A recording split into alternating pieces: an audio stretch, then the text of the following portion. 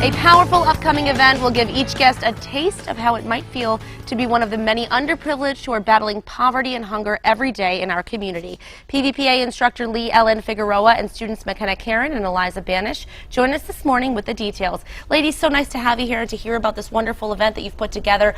How did this all come about, Lee Ellen? So we had a 3-week intercession class that I taught with a colleague, and it was called Pay It Forward. And in that class, 2 of our students here, we learned about how we have different systems that put people into poverty. We worked at many different area organizations that help people who are homeless and help people who are struggling to make ends meet.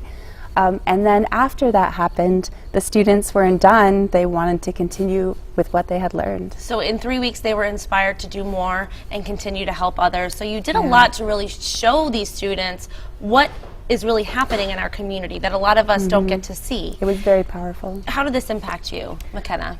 Well, going to these different organizations, seeing face on how it affects people every single day is really sad, and it's interesting to see how much of an impact one person can have, and I really got that from these, and I wanted to do something once I found out that 50% of people are food insecure globally, and they don't know where their next meal is coming from. And that's a really stressful thing to have in your life. And as someone who that never happens, you don't really have to pay attention to it, and so many people do that. So right, exactly. We get our meal. We don't practice gratitude. We just think, oh, this is what I have because everyone does. But it's not true. So you got to see that actually in all these different shelters that you went to. And now from this, you've developed an event that you're hosting, all the students that were a part of this intercession course.